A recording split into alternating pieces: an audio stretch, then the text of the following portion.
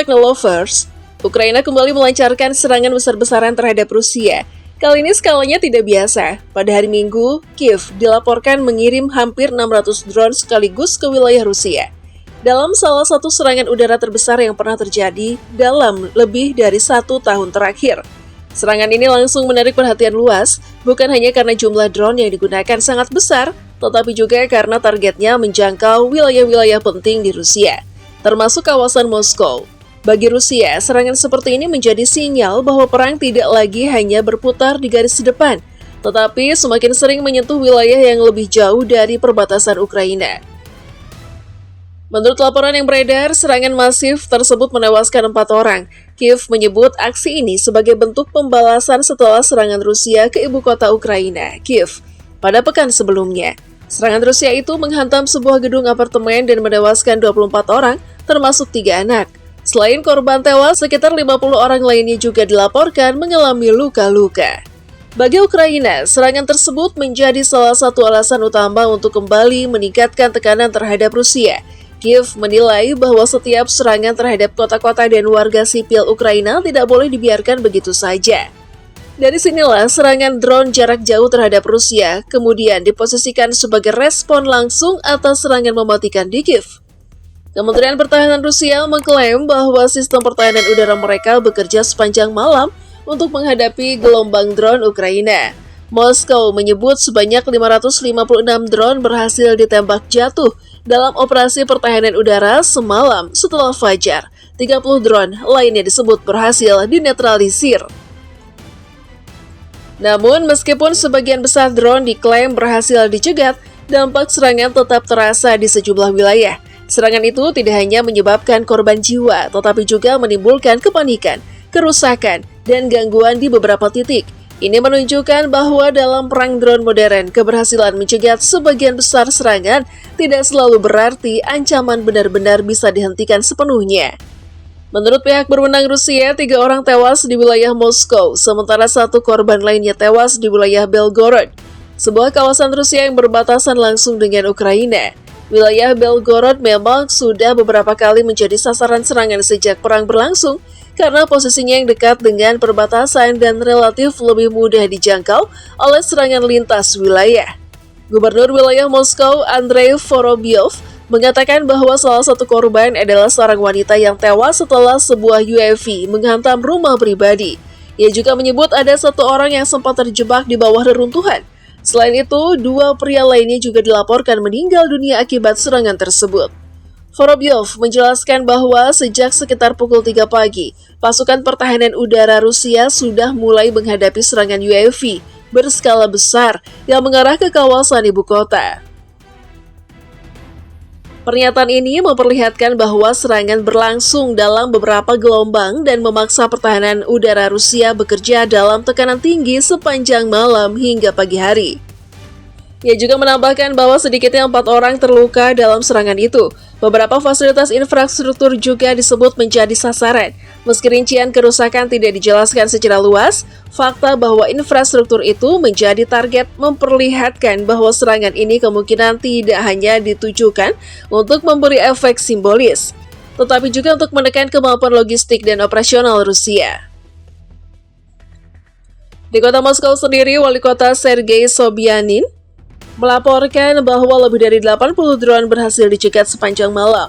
Namun serangan itu tetap menyebabkan 12 orang terluka. Sobyanin menyebut bahwa kerusakan kecil tercatat di beberapa lokasi akibat jatuhnya puing-puing drone yang berhasil dihancurkan oleh sistem pertahanan udara. Moskow bukan wilayah yang sepenuhnya asing dari serangan drone. Dalam beberapa tahun terakhir, kawasan ibu kota Rusia beberapa kali menjadi target. Namun, kota Moskow yang berjarak sekitar 400 km dari perbatasan Ukraina tetap relatif lebih jarang terkena serangan langsung dibandingkan wilayah-wilayah Rusia yang berada lebih dekat dengan Ukraina. Karena itu, ketika drone Ukraina kembali mencapai wilayah Moskow dalam jumlah besar, pesan strategisnya menjadi sangat kuat. Ukraina seolah ingin menunjukkan bahwa jarak bukan lagi penghalang mutlak. Dengan kemampuan drone jarak jauh, Kiev dapat membawa tekanan perang ke wilayah yang sebelumnya dianggap lebih aman oleh Rusia. Sementara itu, di wilayah Belgorod, seorang pria dilaporkan tewas di distrik Sebekino setelah sebuah drone menyerang sebuah truk. Otoritas regional menyebut insiden ini menjadi bagian dari rangkaian serangan yang terjadi hampir bersamaan di beberapa wilayah Rusia.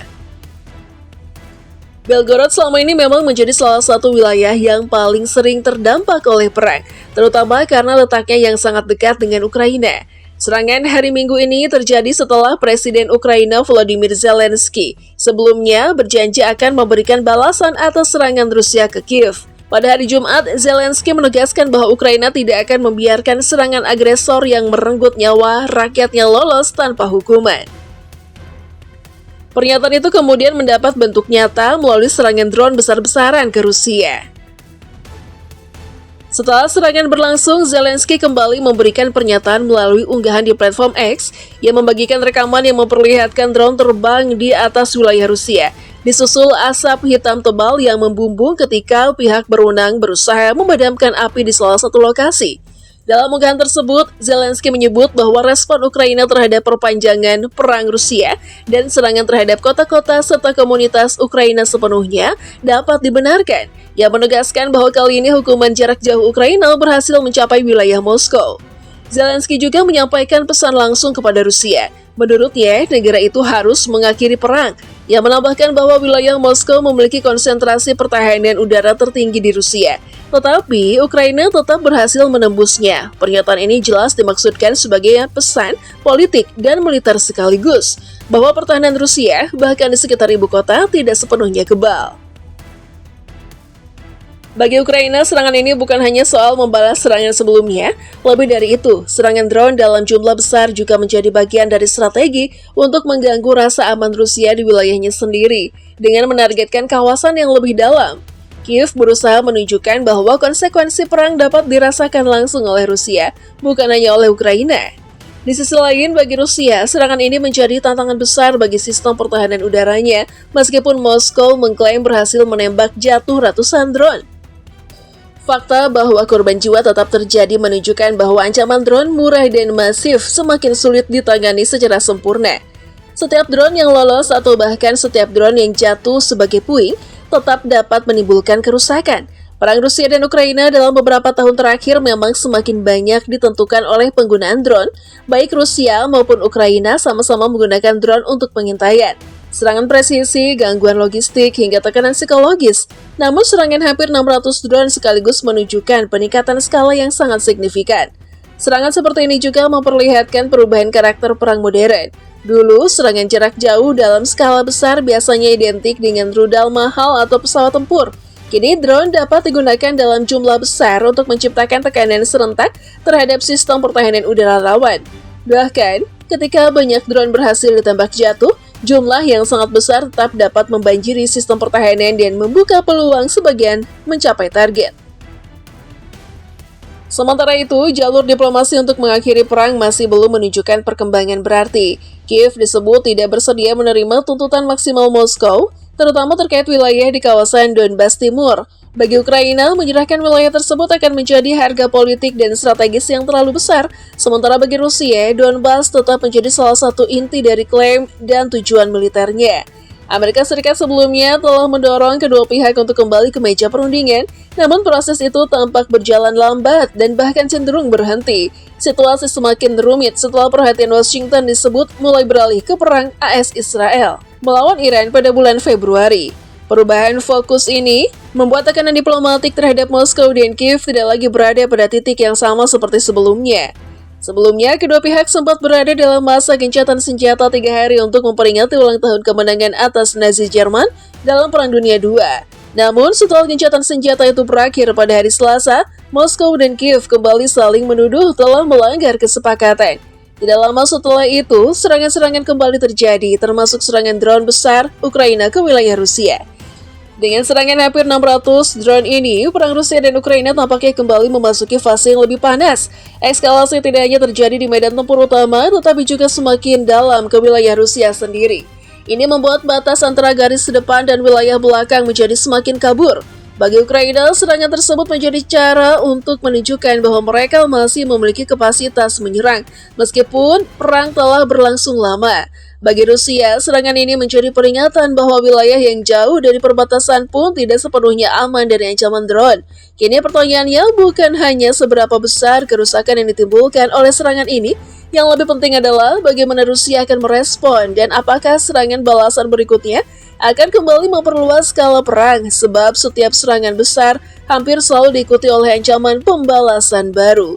Dan jika pola ini terus berulang, perang Rusia dan Ukraina tidak hanya akan semakin sulit dihentikan, tetapi juga semakin berbahaya bagi wilayah-wilayah yang sebelumnya merasa jauh dari pusat pertempuran.